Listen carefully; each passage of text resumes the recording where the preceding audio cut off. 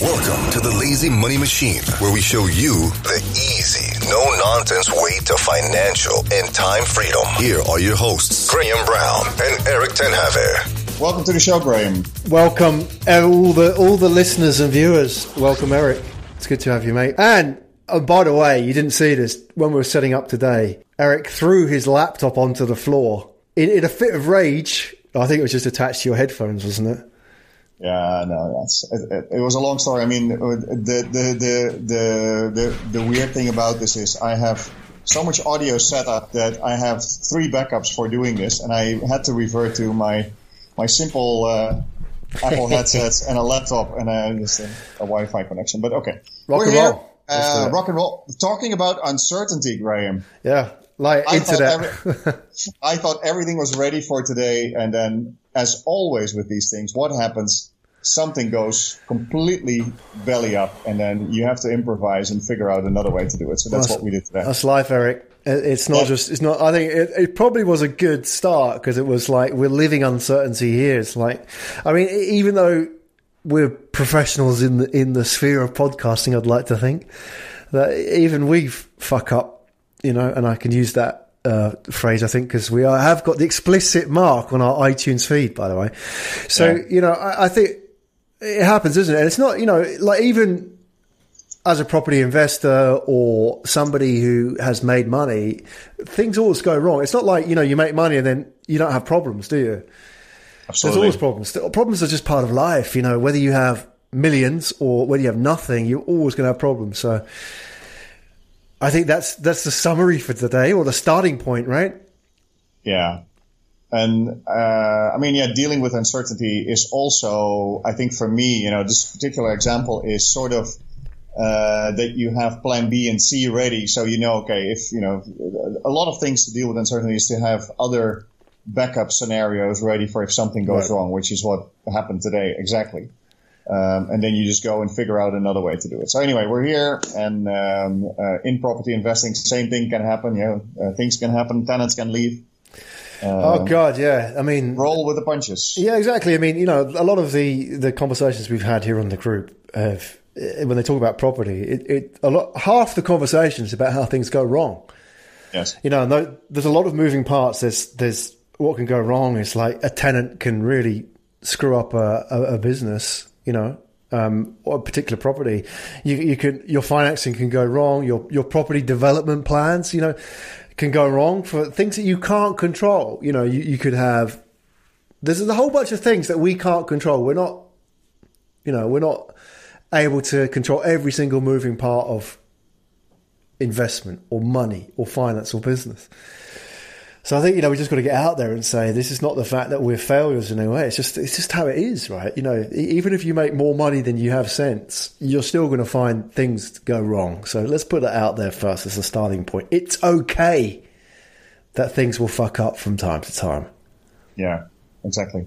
And I think today, maybe we can start with, a bit of a conversation about the biggest uncertainty I think I was facing when I started on this journey of being an entrepreneur back in 2005 is that the biggest difference between being in a job and starting a company is that when you're in a job and you don't get fired, for sure that on the 25th of the month or the 20th of the month you're going to get paid and you're going to get a paycheck, and you know how you're going to pay your bills. If you start a company, at least in my experience, and maybe later you can share a bit on how it was for you, but in my experience, there's money needed to start it up. There's money needed to run it. There's money needed for operations. So your cash flow as an entrepreneur is always up and down.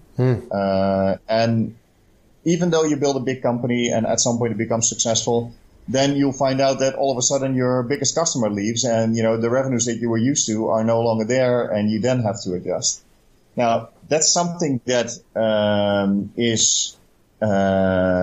has always happened since 2005, so we're now 2018, so for the last 13 years.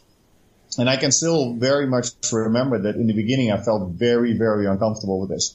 And I felt very exposed because, if there was no money coming in, how would I go and pay the bills? And it's something, though, that I think in my case I only learned to deal with by sustaining through it, or how do you say it, persisting through it, knowing that at some point everything will average itself out. And the other thing I think that's in my case helped me sort of deal with this is to have a very clear cash flow projection. Even though things are uncertain on the income side, you can sort of see when things are coming in. It might be, this month, next month, or the month after, but you can start building buffers so that these fluctuations don't affect you that much. But the fact is, I think if you end up on a journey of either property investing, and you would do that besides your job, then obviously you have lesser fluctuations. But if you would go all in and run companies and run property like as your main activity, you will definitely have to deal with the fact that your inflowing money is going to go and fluctuate. And for me, even now, that's still happening. I mean, I still don't sit comfortably on income coming in every month because of my UK property still being in the middle of refinancing. So I'm getting very little profits or little dividends out of that. And my development business here in Jakarta is really an up and down business. I mean, if I sell one house, I have cash flow again. If I am building, my cash flow is drained out again. So that has happened for the last 13 years. I think I'm still not really comfortable in that situation, but by experiencing more of it and by experiencing more serious money problems than I had in the beginning, so bigger amounts of money that were lacking in this case, I sort of hardened myself and started to deal with it. If you were to sort of draw a curve of your income and wealth without sort of giving specific numbers, but over the last 20 years, has the fluctuations become more extreme? Is there sort of more stability in that? I mean, can you think of what that pattern looks like? It's very, it changes very much over time. And it's not like it was worse in the beginning, better now. I had three main investment strategies for the last couple of years. One was my property business here, property business in the UK, and I had an investment portfolio, a mutual fund that I've invested in. And that mutual fund was giving me very stable returns. But as Murphy's Law always works, if something can go wrong, it will go wrong. So that particular fund went completely belly up. So all of a sudden I didn't have that regular cash flow from that fund anymore. So, I mean, it's a constant thing that is in my life apparently, and diversifying helps a lot. But I would actually say that now it might be more severe than before. The only good thing now is I sort of have a cash buffer, so that if I get hit with a big cash flow downturn, I would then take my reserves and pay for everyday expenses. So I've learned to keep more and more cash as a buffer, because I know that the bigger game you play and the more money you invest in different things, the harder you can fall also with these things. So I think that's sort of a thing that I started doing. In the beginning, I was like all out. I just invested all my savings, all my money into these ventures when I was 13 years younger. But now I'm a bit more conservative and just keep a stack of cash sitting somewhere so that I can deal with if things go wrong, like an emergency fund. Because I know at some point it will happen again, and I don't want to be in that stress again of having to ask people to borrow money to pay for certain things. I've never had to do that, fortunately, but that would be my only alternative if I would run completely out. So right now my way of dealing with it is just more cash in the bank, in various banks, as we discussed in previous episodes, to deal with the downturn. Yeah, it's I don't think it ever goes away, does it? Because, I mean, even if you were making $1 million a month, just for argument's sake, then it just becomes bigger, doesn't it? It's not like, right. I mean, you could, even if you, let's say, for example, if you were making $1 million a month regularly, right? God, I pick that figure because that's more money than you'll ever need, right? Yes. What happens is I think you gear up as well. So, like if you make $1 million this month and $500,000 next month, that's a big issue. That's like a major fluctuation for you, right? Right. Because already that $1 million would have been spent mentally on investment projects and a new startup and whatever. So I think it just becomes relative as well. Is that, even though you think you might make more money long term, which you will do, then it still goes up and down, right? Right. I think that's the key, isn't it? It's like the uncertainty is always there. That's the choice that we make. But the difference is, I suppose, here's the thing, Eric, is that there's uncertainty as well if you go back to the working world, isn't there? Because the uncertainty is you turn up on Monday and the boss says, sorry, we don't need you anymore. Right. Right? Or the uncertainty is like you fall sick or whatever, and you can't work. You get in an accident for whatever reason. So uncertainty is there. But the difference is, I suppose, if you have property, then, the uncertainty is something you can control because it doesn't rely on you being able to show up. Right? Because, you don't have to get out of bed in the morning at 9 o'clock and go to work for your tenants to still pay you the bills, right? Yeah. I think, that property, I think, is a good vehicle to reduce uncertainty, especially if you start building them to rent them out, right? As we talk about. I do think, though, that if you want to make big changes in your life and you want to get ahead for yourself and for your family by either starting a property business or you start another business, you have to sort of get out of your comfort zone and really, really embrace the fact that you're going to face some serious problems starting to doing this. And that is, I think, for the way society is raised, whereby, Kiyosaki always said, right, get a good education, get a, high-paying job, get a stable income, buy a house, buy a mortgage, etc., and live happily ever after. If you in that phase and you want to break away and do what we do, you have to, I think, start embracing uncertainty to a certain extent. Shall we talk a little bit about these 5 rules, the laws of the lazy money investor? Sure. Because really, if you boil it down, these are all about dealing with fear and uncertainty, right? This is all about, and that, we talk about this in the Lazy Money Machine book, is that ultimately the goal is to become free of fear. Yep. It's not become free or to be wealthy. It's to become free of fear. That fear is free of financial fear, right? So, the freedom to do what you want and not worry about uncertainty. So should we talk a little bit about those? Because, I think these are worth sharing with the group and the listeners and see what they think about these 5 laws, these 5 rules of the lazy money investor. Right. Should we go through these? Do you want to go through these points? Just to talk a little bit about each one? Definitely. Let's do it. All right. So I'll introduce and then maybe we can sort of drill down on what these is. So the first one is about time frames, isn't it? And like becoming free of fear and free of uncertainty. It's a very long game. I think you have to win this game, you have to play a long game. What are you talking about here, Eric? What's the long game? What sort of time frames are we talking about? Yeah, I think that's also why we don't sell a quick fix for a problem, right? We try to show you that the way to get to freedom and the way to avoid uncertainty is to assume and to embrace the fact that this is going to be a long-term project. Being free of time only happens if you have a passive income machine running for you, generating you income. Being free in time only can happen if you have money that is not depending on your hours.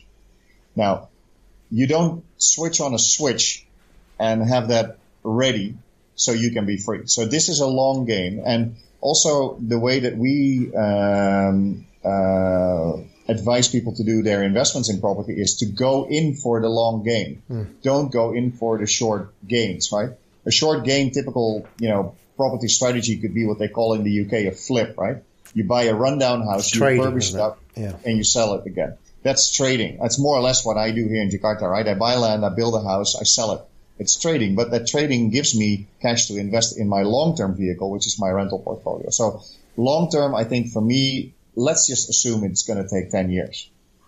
For you to build a vehicle that is running completely without you and is generating you enough money to pay for all your living expenses and a bit more.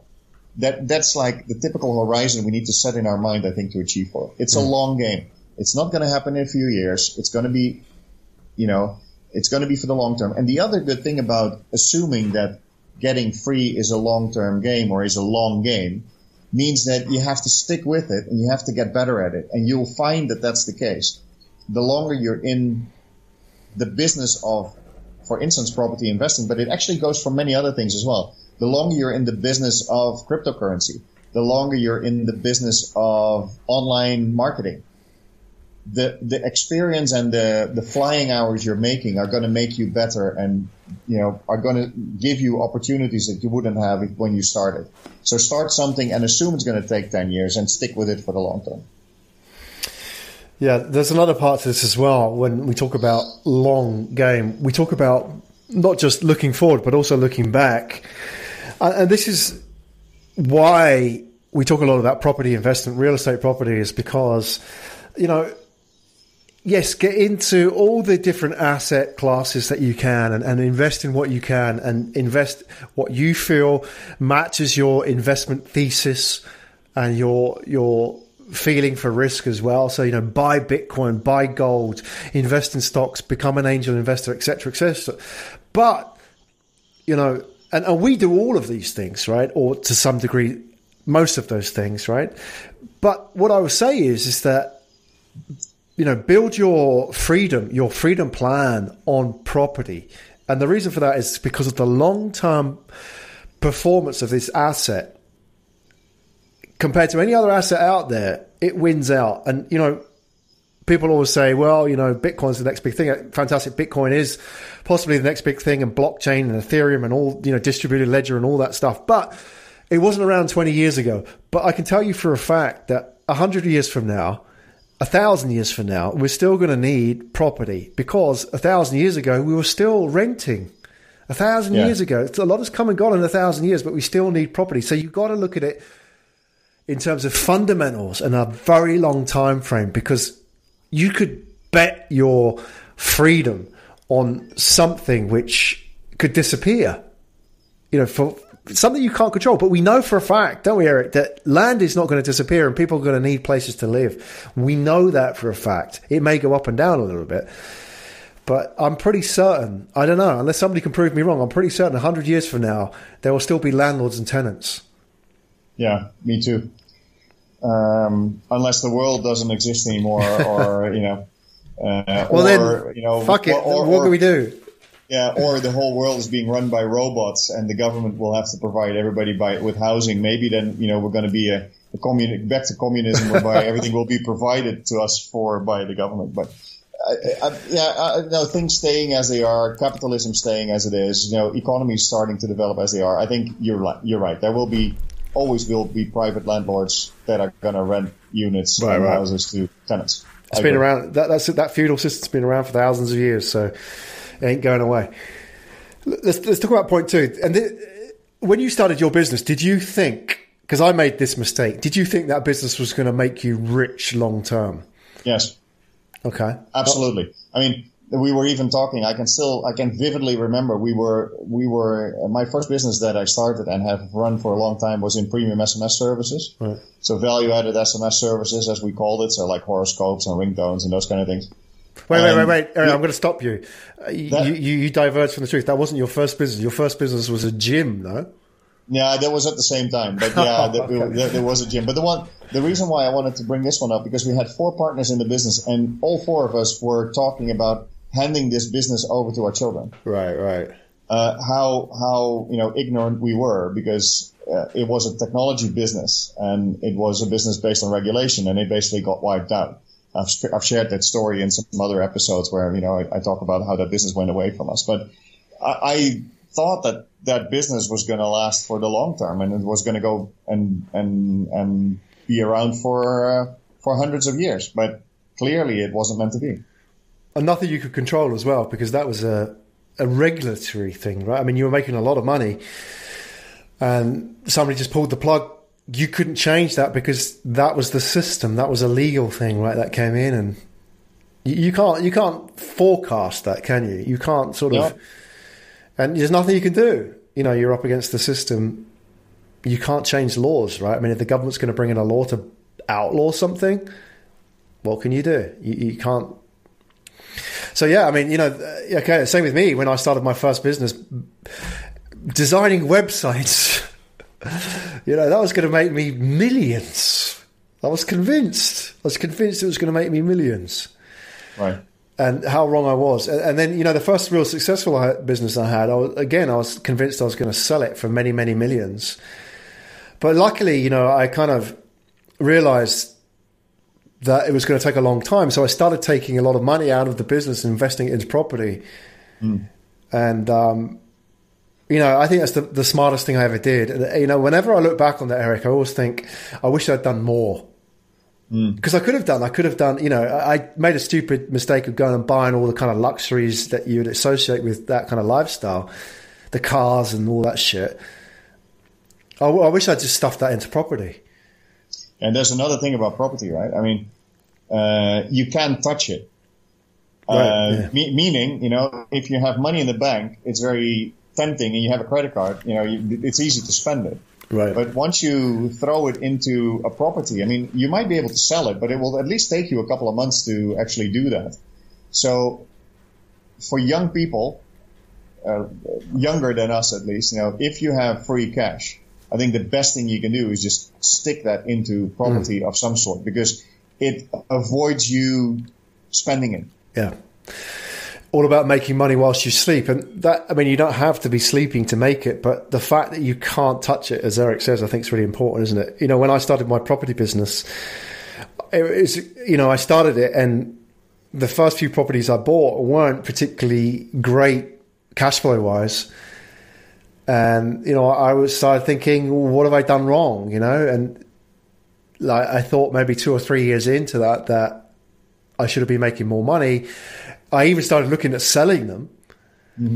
And I'm so glad I didn't, because, I think that problem is you hawk them, don't you? When you start hawking properties, they all go wrong.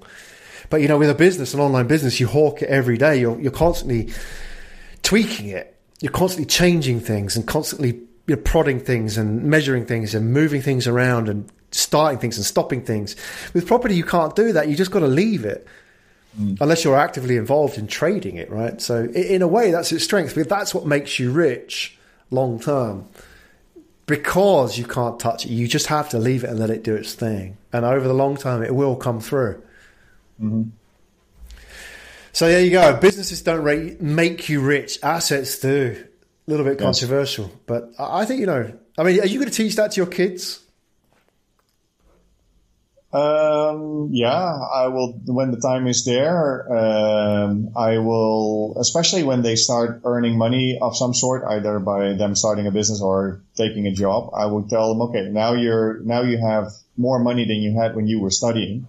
If you want to be financially free quickly and do whatever the hell you want to do, your job is to to avoid increasing your spending pattern and start finding ways where you can put the €1,000, €2,000 a month, whatever you can spare, into something that can make you rich over 20 or 30 years. So I'm definitely going to tell them that, and I'm going to tell them my lessons and things I did wrong, and hopefully they'll pick up on it. I mean, it would be great. Yeah, it's hard though, isn't it? When you're sort of 18, 19, 20, whatever, you don't have a 10 or 20 year time frame to think forward. It's not common, is it? It's hard to think about, when you're that age, you're just thinking about having fun. Yeah. So when some old guy's telling you should do this, you're like, oh, get lost. So yes, but there's one big difference, Graham. Both are your son and my children have seen us. Right, yeah, there you go. So, we are the living example of what they can do if they, sort of follow what we do and follow our path. If they don't do that, then they'll end up, living a completely different life. Yeah, I mean, it kind of brings us to the next point, which I think is about, how do you measure freedom? And you're talking about your children seeing you. And I think I had a conversation with my son a few months ago, and he was like asking me what jobs were. It was quite weird. I can't remember the context of the conversation. But for him, because he's only ever seen me, like, since he's been born, at home. I mean, for the first couple of years when he was 1 or 2, I think at that time I was still commuting to the office. But when he was about 2 onwards, I started, working from home. He's only ever seen that. So that's all he knows. How old is he now, Graham?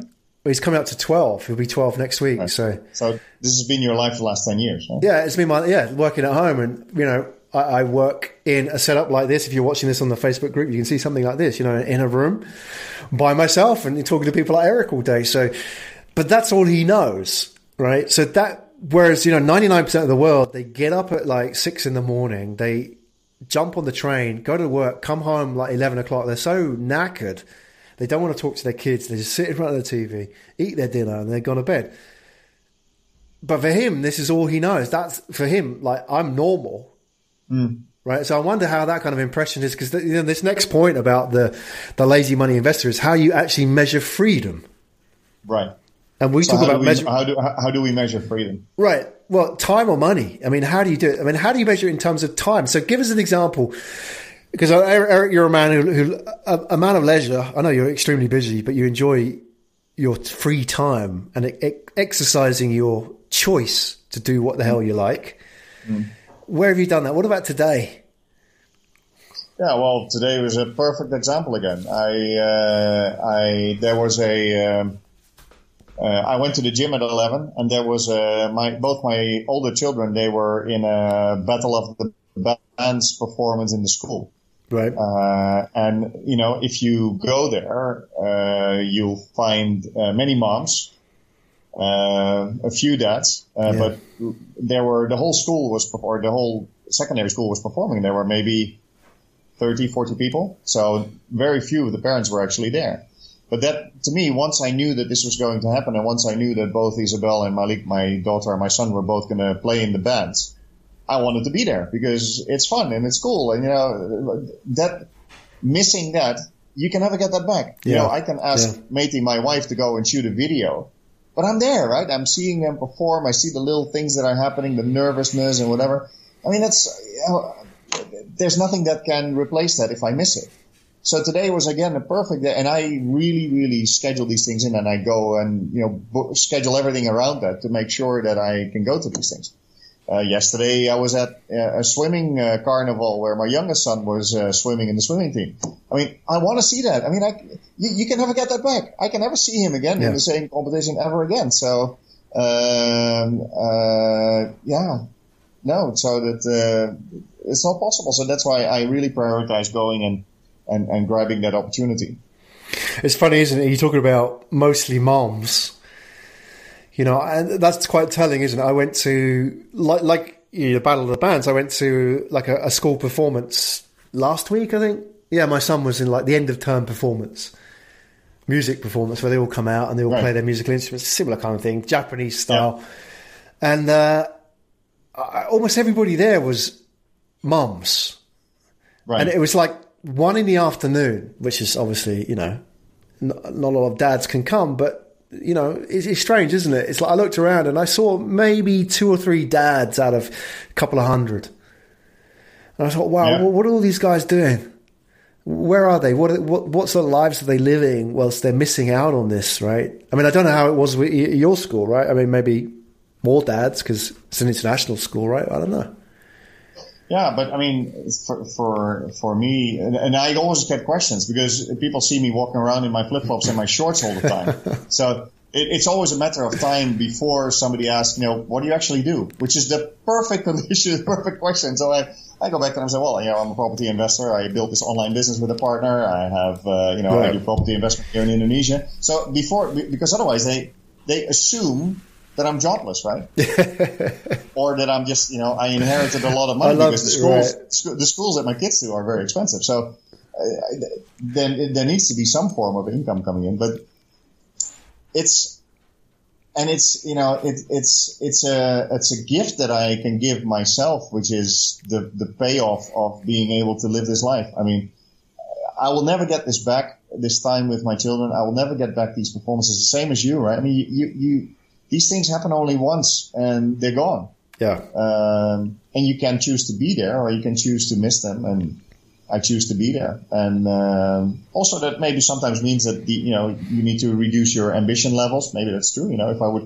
If I would spend 100 hours a week on just working all the time, maybe I would be more successful. Could be. But well, I mean, yeah, it's important to realize what you would do with your money if you were successful anyway, right? I mean, you would probably then say, oh, I have to go and pay for an expensive vacation because I haven't actually seen my kids for 4 months, right? Yeah. So in a way, you're enjoying what people will pay money for, right? So for free, just by being there, right? So I'm curious in this conversation with your son, if he, what was the answer to this question about what jobs are? Because you haven't answered that. So what did you tell him? Well, I mean, I explained. I mean, a job was, where you worked for somebody else and you had to get up and, I explained to him what the life of somebody with a job was. And he was like, okay, that's interesting. And then, I kind of explained, he started asking me what I did. I mean, he sees what I did, but he's never really asked me. And, like working for yourself, I mean, he's just assumed that was the right thing to do. Mm.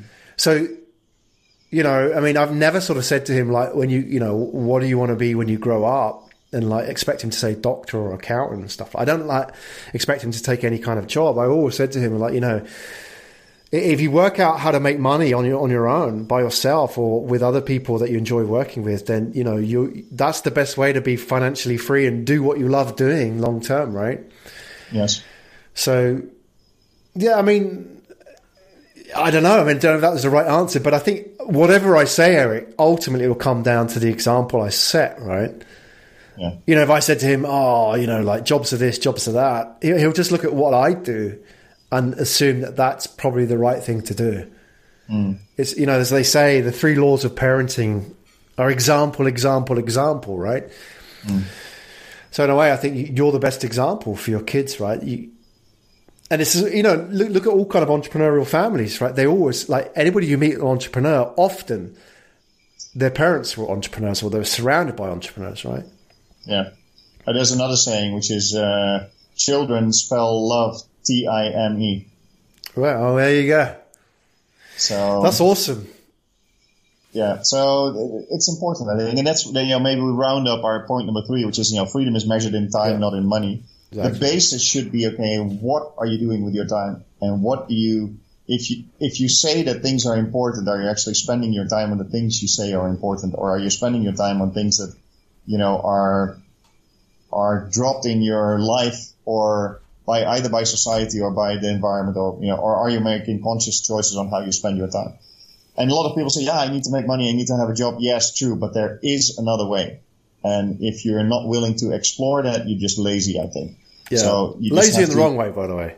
Lazy in terms of not trying to find a better way to live your life and find a way to finance that better life, I think. Let's talk about success then, Eric. Point number 4. Success is a zero-sum game. So, right. What are we talking about here? What do we mean by, you become more successful, you actually don't get anywhere. You're just getting nowhere fast. Hmm. What's an example of this? I mean, we see this all the time, don't we? That people who, they go up the career ladder and, they earn more money, but they don't get anywhere. They just get bigger car and spend more money at work, and it doesn't make any sort of net sort of growth in happiness, right? Success. So what about the person that acts to that, and even though they make more money, they keep spending frugally? Is that the word? Yeah. So there are people like that, right? That even though they have very good jobs, double income maybe, that still constrain the spendings they do. So how about those kind of people? Will for them it's not a zero-sum game, right? They make more, but they save more. Right. But that's choice, isn't it? In that sense, if they choose to do that, that's fine. Right. Then they say, well, I mean, if they're spending, if they've got a control of their spending and they're making more money, the choice then is, do I need to make more money? Right. Or go back to point number 3, can I trade a little bit of that extra money for time? You could say, for example, do I need this client? Because this client maybe is hard work, not very profitable, don't really need the money. Tell the client to piss off, enjoy my time. It means I'm not working at the weekends. I can spend the weekend with my family, right? Whereas, and then maybe that is the part of success, right? I mean, the success in the traditional sense of being in a job and a career, especially if you're good at it, usually that means you move up the ranks, and usually that means that you have more obligations in terms of your commitment to the company you work for, in terms of time and in terms of energy and in terms of, responsibility, more stress, with more responsibility and more people usually comes more stress. So that's sort of the catch-22 about being good at what you do, right? You grow, you move up the ranks in the company. And the higher ranks usually have a lot more stress in terms of time they need to spend on their job and on their responsibility. Right. And it becomes harder to extract yourself from that, isn't it? Because, it's very hard if you become the managing director of a company that you don't own. I mean, we've talked about this in the group as well, that, you're building a big company, it gets hard to extract yourself from it, even if you do own the company, right? Right.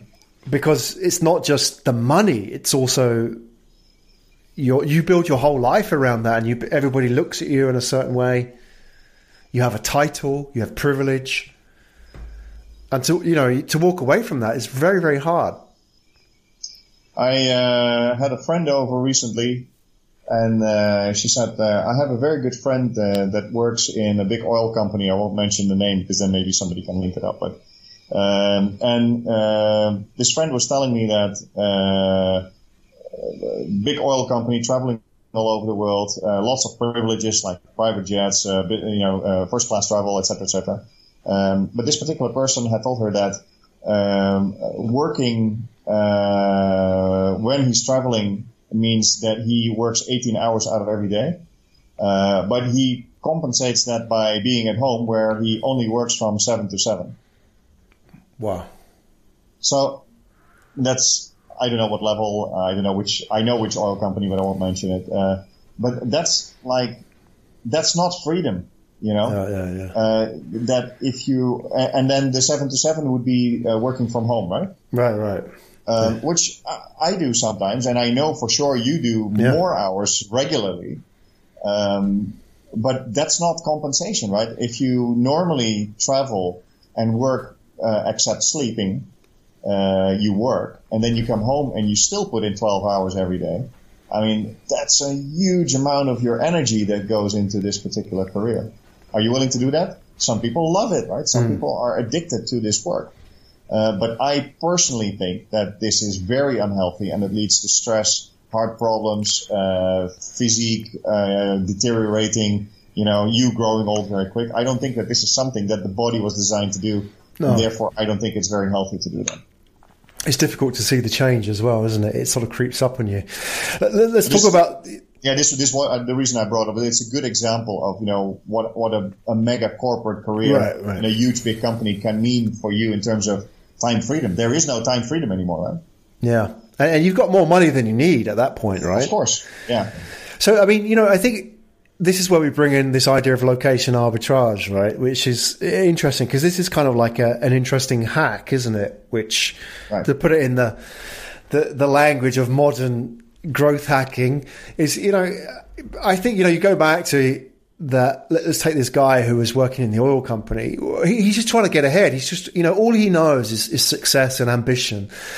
And he just wants to go up and up and up and up and up because that's all he knows. That growth curve, right? But, what happens is he gets beyond a point where it doesn't really make much difference in his life. He just gets more and more responsibility, more stress. But, if you then turn around to that guy and said, hey, wait a minute, if you took your salary, let's say your salary was $200,000 a year, right? And you doubled that to $400,000, how long would that take? Well, he'd probably say, that would take me 5 years, 10 years. I'd have to get promoted to C-level. Plus stock options and all that. But, if you take advantage of location arbitrage, you could do that overnight in a matter of days, weeks. You could achieve in years or decades what you could in days or weeks, right? So let's unpack location arbitrage a little bit and exactly what it is. I mean, you're a good example, even though you've got international schools and everything on your shopping list of things that you have to buy on a regular basis. What exactly is it? Location arbitrage. Well, for me, I think it's that you choose to earn your money in a certain place in the world, and you then choose to spend it in another place of your choice. So that means that you don't stick with the assumption that you need to live and work or live and earn in the same place in the world. So in my example, I mean, for me, it was a lot of coincidence. I'm a lot less conscious about the fact that I moved to Indonesia than you are living in Tokyo and later on living in another place in the world, maybe. You're much more conscious about the choices you make on where to live. With me, that sort of happened by accident. But what it does do for me is, I live in a country with a lot easier tax climate than, for instance, the Netherlands. I live in a country where the weather is always nice. I live in a country where I have help around my house so I don't have to clean my own house because I have somebody doing that for me. These are the luxuries that I can afford here because it's a lot cheaper to do it here than it would be, for instance, in Europe. And honestly, I think there's still a lot more business opportunities even here in Indonesia. Yeah. But I don't earn all my money here. I earn some of my money now in the UK, as you all know. You have a driver? Yes. Yeah. If you were in the Netherlands, how much would a driver cost? No idea, but probably 3,000-4,000 euros a month. Right. Yeah. Right. And what would it cost in Indonesia? 300. Wow. That's insane. Was he full time? Full time. And we're quite nice because we let them have their weekends off. At least Sundays, and nobody comes in on a Sunday. Right. But for most people, it's 7 days a week, and for however long the boss wants you to be there. So it could be 7 in the morning till midnight or longer. So. Right. So he's just a lot of the time he's probably not. He's just waiting around for the next assignment, right? That's right. Yeah. Right. But for 300 or 400 euros a month, I mean, that's insane. That just goes to show, like, you can live that lifestyle for a lot less than what you would have paid. I mean, because somebody would have that in Netherlands, but they'd have to earn before tax like 7,000 or 8,000 euros a month, right? Just for the driver. Yeah. It's incredible. And you can say, I don't need that. You can say, like, I'll clean my own toilets. But then it comes back to the other principle. I mean, is that the best use of your time? Is right. That, if you make your list of things that are important to me and things I spend my time on, if you spend, some of your time on cleaning the toilets and that's very at the bottom of your importance list, I mean, that's something to look at. Can't you outsource that? Can't you get somebody to do that for you?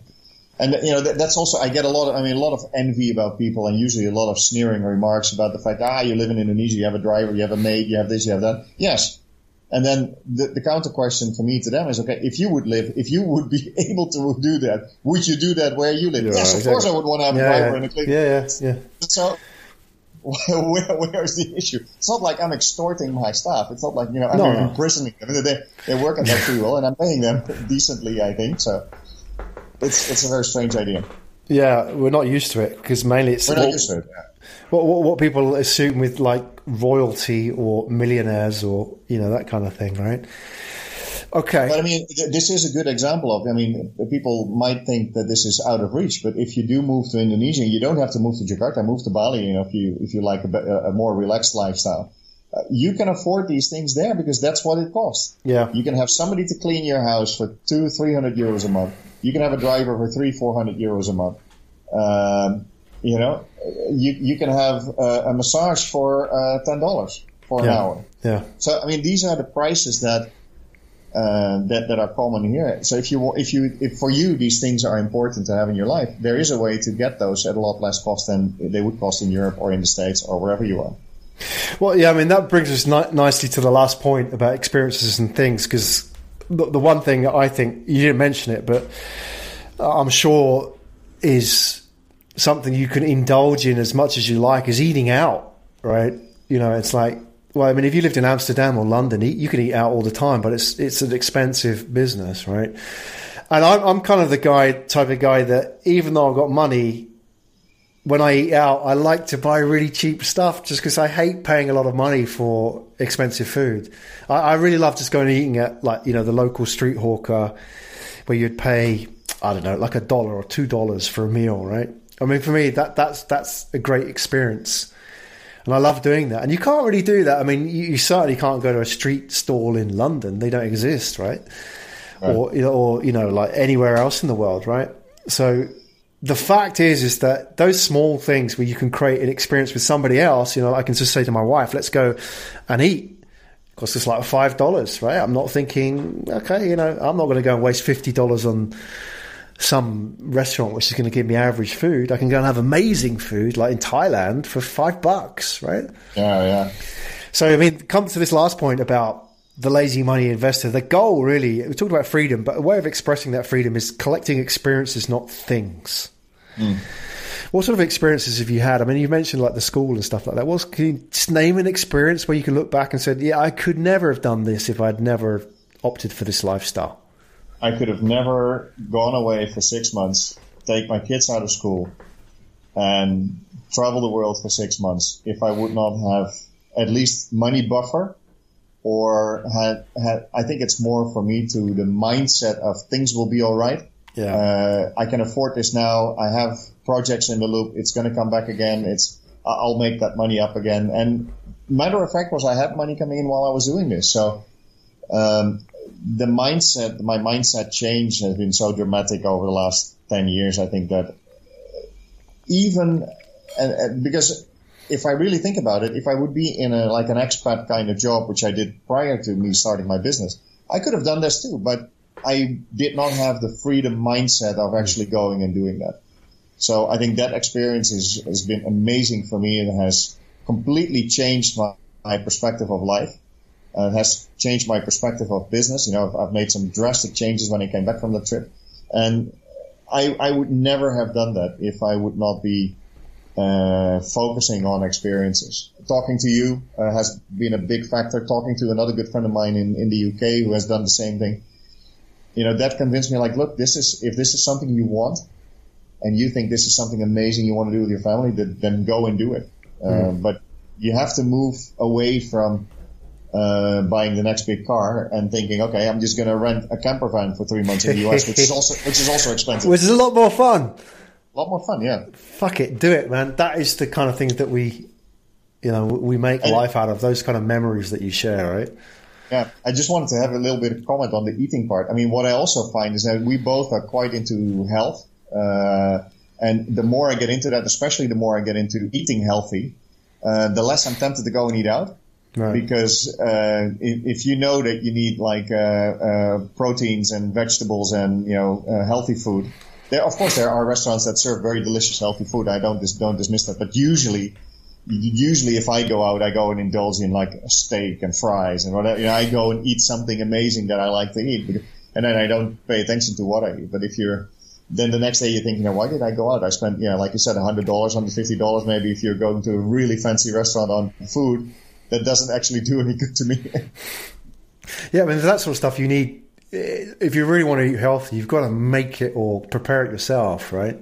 That's for the most part, yeah. Yeah, I mean, that's time. And that, you look at everybody who's super busy in their lives, especially those who are commuting, working, they don't have time to look after themselves, right? And they just kind of come home, grab something from the convenience store, eat out, whatever. It's a habit-forming thing, and in time it catches up on you, right?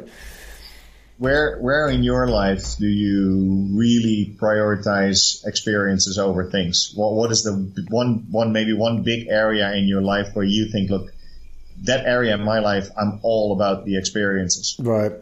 Well, let's see. I mean, for those that know me, they will know that I've been traveling the world with my family effectively for the last 6 years, living all over the place. So I'll put that aside because that's sort of a known fact about me. There's two events really in the last year or so, which I think is really about experience, which I want to share because they might be sort of, I suppose in a way, I mean, you've really covered the ground on that sort of amazing family trip type experience, which I think everyone's got to have and go and do and explore and have an adventure together. Go and have an adventure with your family, create an adventure. It's just amazing. You'll talk about it until you're old and grey. There's two things I want to add, which aren't sort of that, which is also other sides of experience. There's the one last year that my mum died, and she was sick for quite a long time, and she lives in England and I live here in Japan, which are worlds apart, right? So I decided to go, and I just spent first time I went there when she had the operation, and all that stuff. And then I went back again for effectively it was like the last 2.5, 3 months of her life. But I could just be with her and share that experience. And I wonder, if I had a job, how that would have been different. I couldn't have gone, or it would have been really hard. And I would have gone thinking, I shouldn't be here because I'm taking up time. But I could just go there and be present and not worry about getting back, or not worry about money, not worry about anything. It was just that was what was needed, because I was never going to see her again, right? So that was one thing. So I'll put it out there as well, is that's another type of experience. It's not always the amazing travel experiences, these sort of really personal experiences as well. And the last one is my son tomorrow graduates from school, from primary school, elementary school, right? And that means he's finished, and next academic year, which will be next month, he'll start secondary school. And we don't want to put him into Japanese secondary school because they're not very good, And so we looked around and said, where is the best school we could send him? Really would be the best, amazing learning experience. And it wasn't like the one in Japan. We found a school in Thailand, an international school, and said, let's go there. So we decided, well, let's have this experience. We'll my son would get into school there, he would start secondary school there, and we would all go and live a life in Thailand, for 5 or 6 years or whatever. So that was all about experience, because, like you said, if I prioritized the car, I would have been worried about, I've just bought a new Mercedes. Right. I can't go to Thailand. How can I drive my Mercedes around Thailand? So, yeah, that was all about the experience. What kind of experience could we create together? What kind of adventure could we have together? And, what kind of life experience could we give our son, right? So I think, there's life and death. There's both sides of the coin there. So, I think you've got to think not just about the obvious experiences, but other, bigger things as well. That's the sort of the expression of freedom in this lifestyle, right? And at the end of the day, you're thinking, we started today talking about uncertainty. It's wow, these are huge uncertainties of life. I don't know how long we're going to be around. Yeah. So let's put it into context, right? What sort of uncertainty should we really be worrying about, right? Yeah, and I think it's good that we shared some of these stories, because what is uncertainty to us, or what is uncertainty to many people that are in the standard lifestyle of having a job and working 9 to 5, and the uncertainties for us are very different, and we try to explain that. But also exposing yourself to these uncertain situations hardens you and creates new opportunities, right? So dealing with uncertainty, a lot of that is like dealing with fear. You just have to face it and keep facing it and keep getting, sometimes get knocked on the head and, make a mistake and screw up. The more you do that, the more you are hardened and resilient towards uncertain situations. Yeah, you're so true, Erik. I think anybody that's listening, thinking about making a change, remember this, is that, if you leave your job and go travel the world or start your own business or whatever, remember this fact, you're not going to die. Whatever happens, you're not going to die, right? It's not, right. What's the worst that can happen? The worst thing that can happen is you maybe lose a bit of money, but you can always, how to get that back. Yeah. It's the word. Life doesn't stop if you make a mistake. Try something new and see whether or not there is another side to this life besides what you're used to. I think that's so important. Try new things, try new ways of making a living, try new ways of building businesses, try new ways of working together like you and I do. We've met 2 times in person, I think, over the last 2 years, and we work very well together, and I think that's an exciting experiment, to be so close to somebody like I'm with you, yet we're physically quite far apart.